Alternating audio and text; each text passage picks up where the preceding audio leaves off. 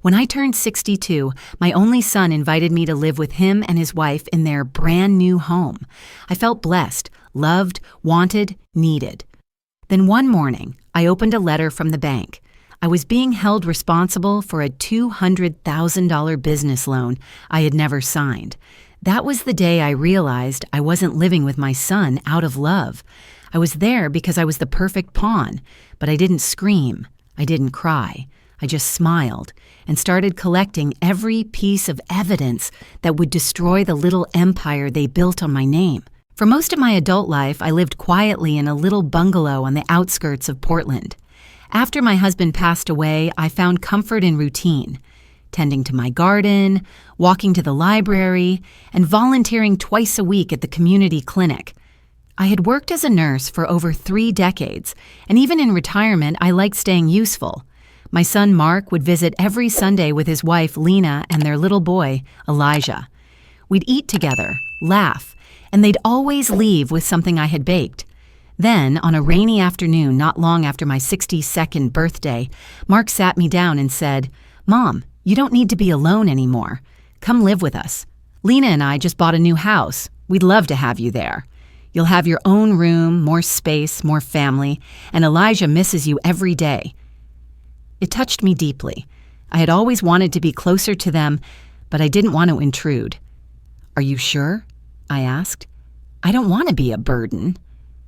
Mark chuckled. "A burden. You raised me, supported us when Lena lost her job, and you're Elijah's favorite person on earth. Please, it would mean everything to us." Lena chimed in, placing her hand gently over mine. "We want you there, Helen, and I already set aside a room right by the kitchen. Morning coffee won't be the same without you." So I said yes. Moving in felt like stepping into a warm bath. The house was spacious, newly renovated with hardwood floors, large windows, and a backyard that overlooked a wooded creek. My room had light blue curtains, fresh sheets, and even a small potted plant with a handwritten note, "Welcome home, Grandma." Every morning, I'd make breakfast while Lena got ready for work. Elijah would waddle in with messy hair and arms open for hugs. I took care of him when Mark and Lena were busy, and every evening, I'd prepare dinner for us all. Lena was always gracious, thanking me for everything. Sometimes, she even left little chocolates on my pillow. "You're spoiling us," she'd say with a wink. Mark seemed more relaxed, too. He'd kiss my forehead on his way out to work and say, "We're lucky to have you, Mom." I truly felt part of something whole again, but small things began to shift. Nothing dramatic. Just odd. One day, I found a letter in the mailbox addressed to me from a spa wholesaler. Inside was an invoice, payment due for order of essential oils and massage tables. I assumed it was a mistake. Perhaps they mixed up names. Later, when I asked Lena, she smiled nervously. "Oh, that must have been something from our spa supplier. Sometimes they put the wrong name on the billing address because I used your account to set up a vendor profile. It was just for the discount. Hope you don't mind." I didn't protest. It seemed harmless. Then came the family discussions. Big things like summer plans or budgeting. I noticed I wasn't included. Conversations happened behind closed doors. I'd walk into the kitchen mid-discussion and they'd fall silent. "Oh, nothing, just boring tax stuff," Mark would say. Once during a Sunday dinner, Lena casually mentioned that she was converting the guest room into a consultation space for her spa clients. That guest room was mine. "We just think it's more functional this way," she said sweetly. "We've set up a cozier room for you. It's quieter, too." They moved me to the small den near the garage. It had no windows and smelled faintly of paint thinner. My belongings were placed neatly on a single shelf as if I were a visitor. The welcome note was gone. I didn't say anything, not yet. I told myself they were trying. I told myself this was still family. I watched as Lena's spa business began to grow, at least on the surface. She had clients coming in and out of the house. Packages arrived almost daily, essential oils, candles, even embroidered towels. She decorated the living room like a wellness lounge, playing meditation music that echoed through the hallway at all hours. Still, she kept her distance from me. The little chocolates stopped. The warm smiles turned mechanical. When I asked about finances or offered to help with anything beyond childcare, she'd brush me off. "Don't worry, Helen," she'd say with a soft tone that masked irritation. "You're here to rest, not stress about all that." But I was starting to feel like a houseplant, useful for decor, watered occasionally, but expected to stay quiet in a corner. The home that once felt full of light had begun to dim. It started with a knock on the door. An envelope slipped through the mail slot on a crisp Tuesday morning. I almost ignored it. Bills, ads, maybe another catalog from a senior center. But when I saw the return address, First Commonwealth Bank, my stomach clenched. I opened it slowly, carefully, like peeling back a wound. Inside was a letter addressed to me, a formal notice. Final warning before legal action. It listed an unpaid balance of $198,542.16. Business loan, 36 months past due, secured under my name, signed by me. Only, I had never signed anything. The paper trembled in my hands. I read it again and again. The signature at the bottom looked like mine, but it wasn't. A forgery. A decent one. But I could tell. My H didn't curl that way. I sat down. The world tilted. When Mark came home that evening, I held the letter in both hands and asked, "What is this?" He froze like someone caught mid-theft. Then he exhaled slowly and said, "Mom, I was going to tell you. It's complicated." I didn't say a word. I just stared. He sat beside me, rubbing his palms together. Lena's spa. She needed a business loan.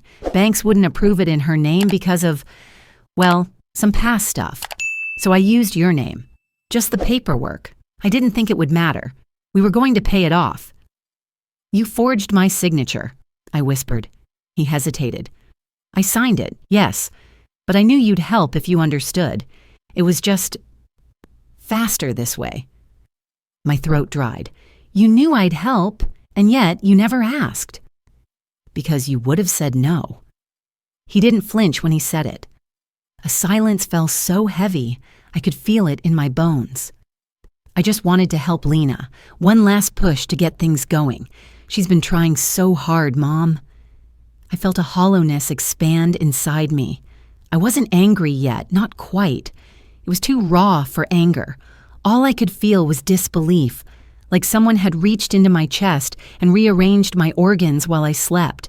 The next day, I brought the letter to my room and reread it until the ink blurred. I couldn't stop thinking about it. The debt, my name, the lies. I approached Lena that evening, hoping for clarity. She didn't deny it. She didn't apologize either. She simply said, "I'm sorry it came to you like that." Then she gathered Elijah and went for a walk, leaving me sitting alone at the dinner table. That night, Mark told me I was overreacting. "We're a family," he said. "Things get messy sometimes, but we're handling it." "No," I said. "You're hiding it. That's different." After that, everything shifted. They stopped, including me, in conversations about the house or bills. They started locking the office where the financial documents were kept. My key to the front door stopped working. I found out by accident when I went for groceries and had to wait outside for 30 minutes. Even my room, the cramped one by the garage, was locked one afternoon.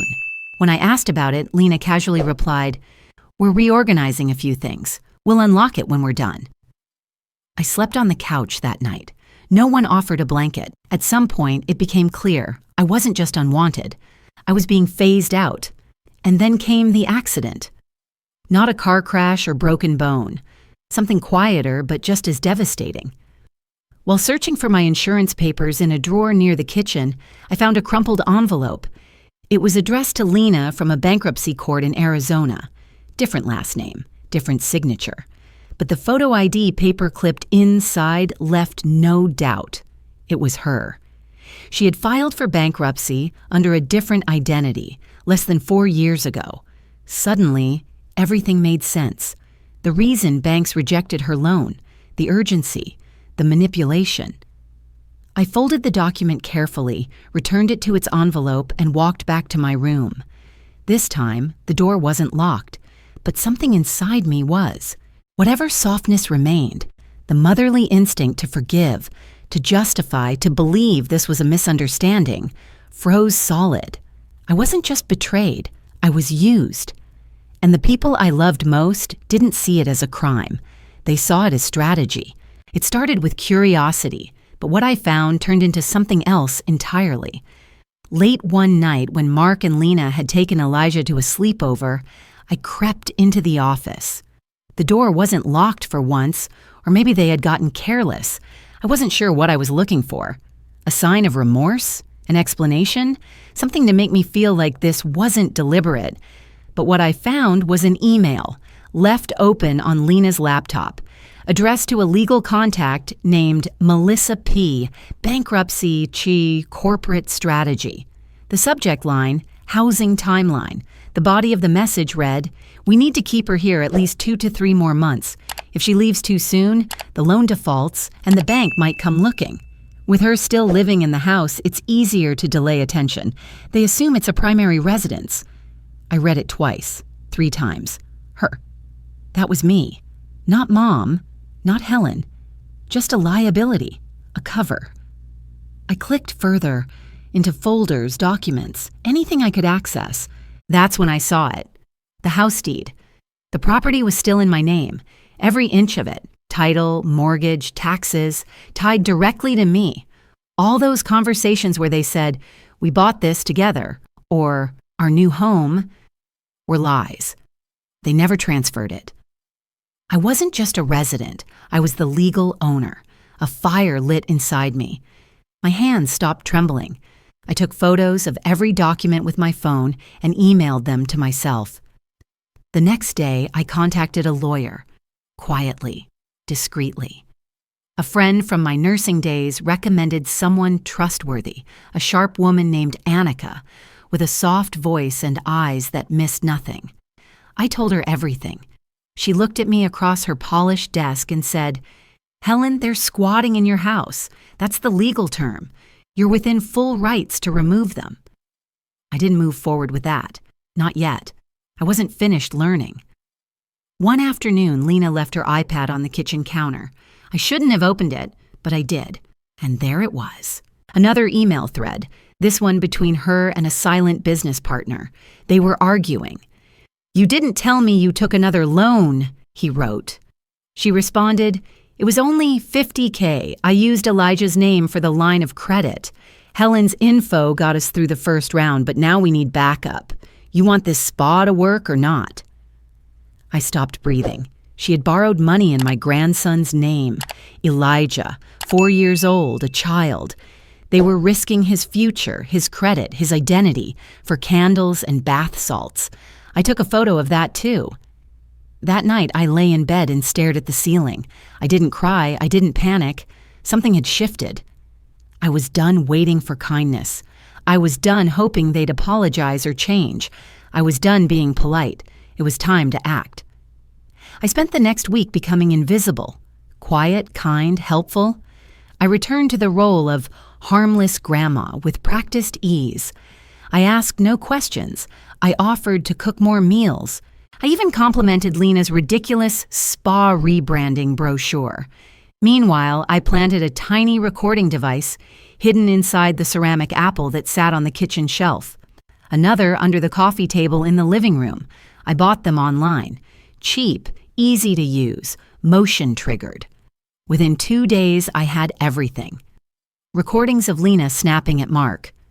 "Your mom needs to know her place. She's not the queen of this house." Of her whispering on the phone, "If she dies in the next few years, we'll inherit it clean anyway." Of Mark, half drunk, saying, "She won't leave. She doesn't have anywhere else to go." They didn't know I heard them. They didn't know I was building something. Meanwhile, I met with Annika every other day. We mapped out every legal step. She drafted a formal notice of eviction, ready to serve. She created a paper trail of all bank communications, filed fraud reports, secured credit protection for Elijah through a child identity safety firm. She was efficient, cold, brilliant, just what I needed. I was no longer the woman who baked cookies and waited for affection. I was the woman they should have feared from the beginning. The more I looked, the worse it got. Annika had access to databases I didn't even know existed. Federal filings, court records, financial aliases. She ran a full background check on Lena, and what came back made my spine tingle.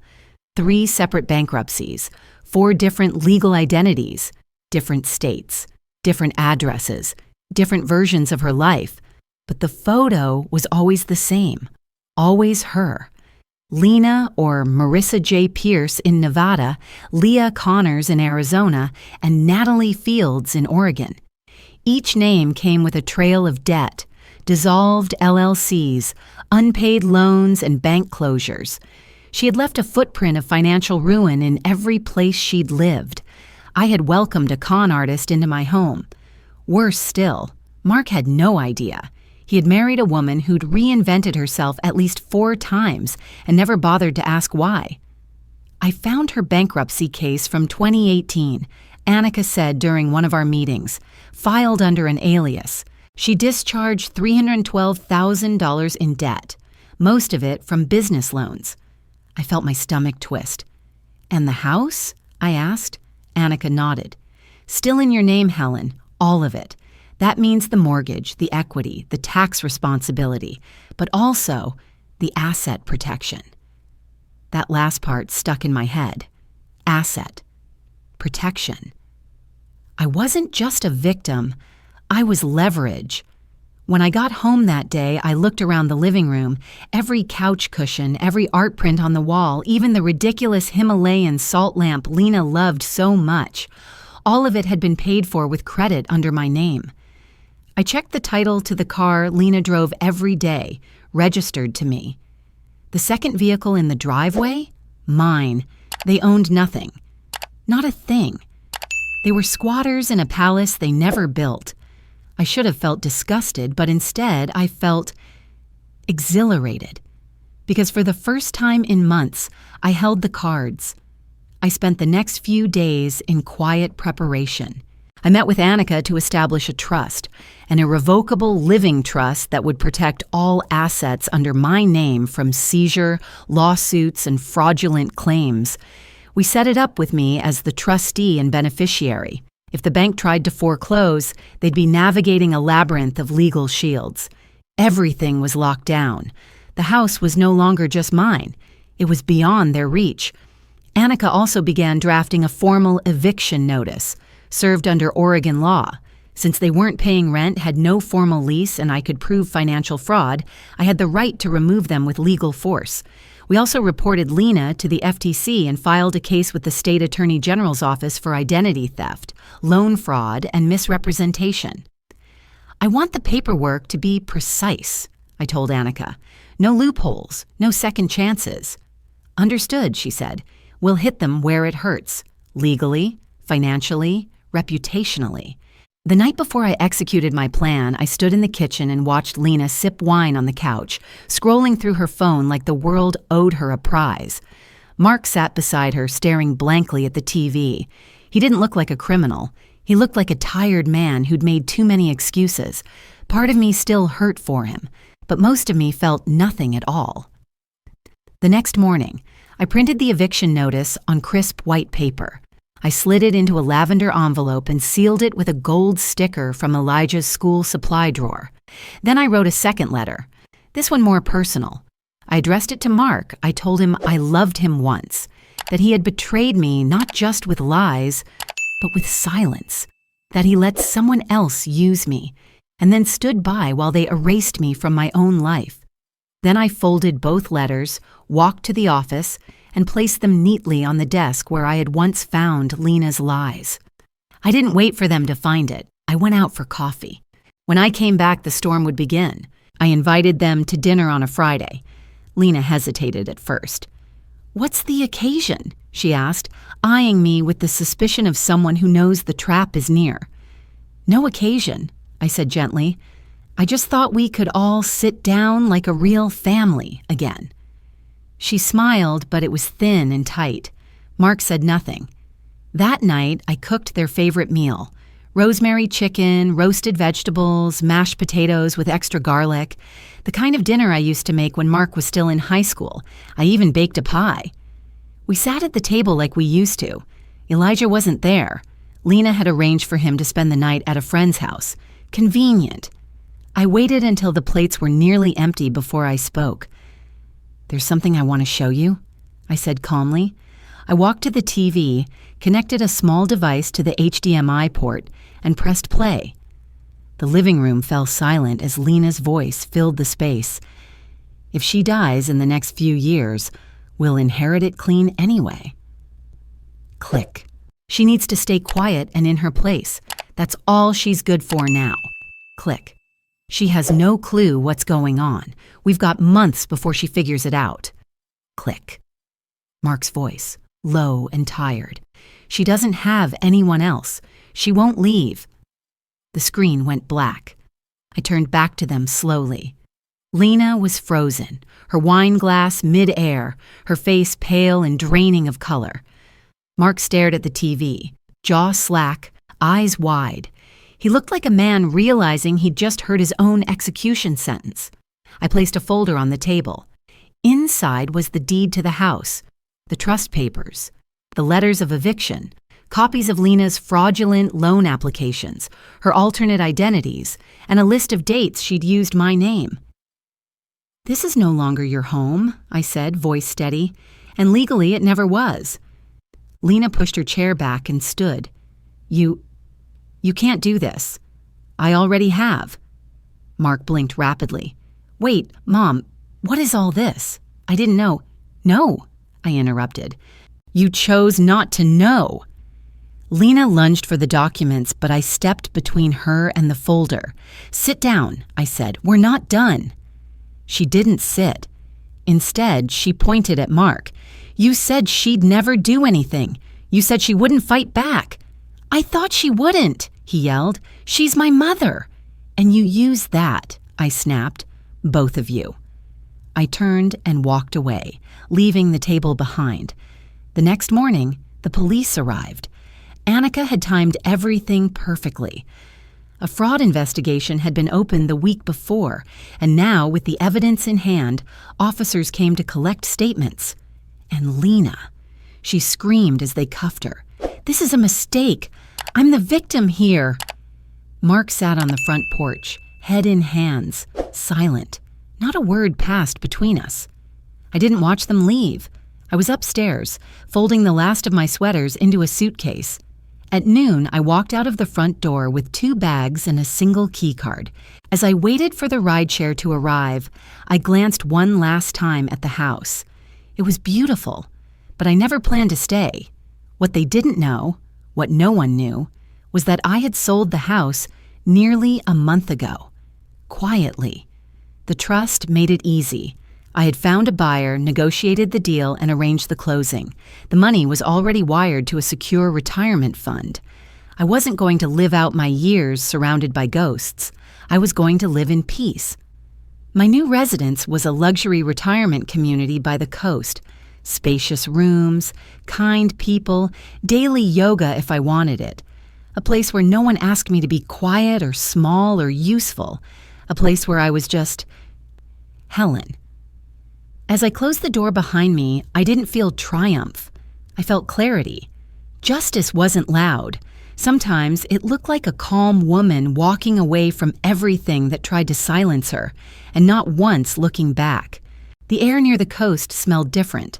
Clean, light, almost like forgiveness. I had lived in Shoreline Haven for 3 weeks before I finally allowed myself to breathe fully. My apartment overlooked a small garden, and each morning I sat with a cup of coffee as the sun broke through the fog. No one knocked on my door. No one asked for favors. No one demanded I give up pieces of myself to keep the peace. I was 62. I had lost a husband, raised a son, given everything I had to a family that saw me as useful but never sacred. And yet here, among other women who had similar stories, I was seen again. Shoreline Haven wasn't just a retirement community. It was a haven in every sense. There were walking trails and art classes, and a piano in the common room that someone played every afternoon. I signed up for the writing group, not because I fancied myself a writer, but because I needed to untangle the knot that had lived inside me for too long. Each Wednesday, we sat in a sunlit room and read stories from our lives. At first, I only listened. I heard about children who disappeared with inheritances, husbands who died before saying sorry, siblings who turned cruel after wills were read. But eventually, I spoke. I told them everything. About the forged signature, the fake smiles, the cameras, and the lavender envelope. I told them about the quiet strength it took to stop waiting for apology and start preparing for freedom. They didn't interrupt, they didn't pity me, they nodded, they understood. When I finished, one woman, a retired professor named Cynthia, said softly, "You didn't just survive Helen, you dismantled the lie and walked out whole." That night I wrote in my journal for the first time in years. I began with one sentence, "Your value doesn't decrease just because someone else forgets how to see it." I never contacted Mark again. I thought about it more than once. I even drafted a letter. But I realized that reaching out wouldn't change the past. It would only reopen wounds that had already begun to scar over. Instead, I wrote one letter. Just one. To Elijah. I didn't mention the lawsuit or the betrayal. I simply said, "I hope you grow up kind. I hope you listen more than you speak. And I hope one day when you're older, you understand that loving someone doesn't mean letting them break you." I included a photo of us baking cookies, taken before everything went wrong. I kissed the envelope and sent it to the address I knew they'd already left. No return address. That chapter was closed. In my final writing group session of the season, we were asked to read a letter to someone who needs to hear your truth. Most women address children, lost loves, or even their younger selves. I addressed mine to you, to the woman watching this video, sitting in her kitchen or bedroom, quiet, tired, afraid to speak. This is for you. No one, no child, no spouse, no friend has the right to make you feel small in your own story. No one gets to rewrite your worth to fit their comfort. You are not a placeholder. You are not a backup plan. You are not a resource to be extracted until empty. You are a life. And if you've been made to feel otherwise, if you've been told that silence is your duty, that endurance is your role, I want you to hear me clearly. You can stand up. You can fight back. You can walk away with your head high, your dignity intact, and your story still yours to tell. It doesn't have to be dramatic. It doesn't have to be loud. It just has to be yours. I closed the journal with a quiet snap and placed it on my nightstand. Outside, wind rustled the leaves in the courtyard. Somewhere down the hall, someone was laughing, loud, free, unafraid.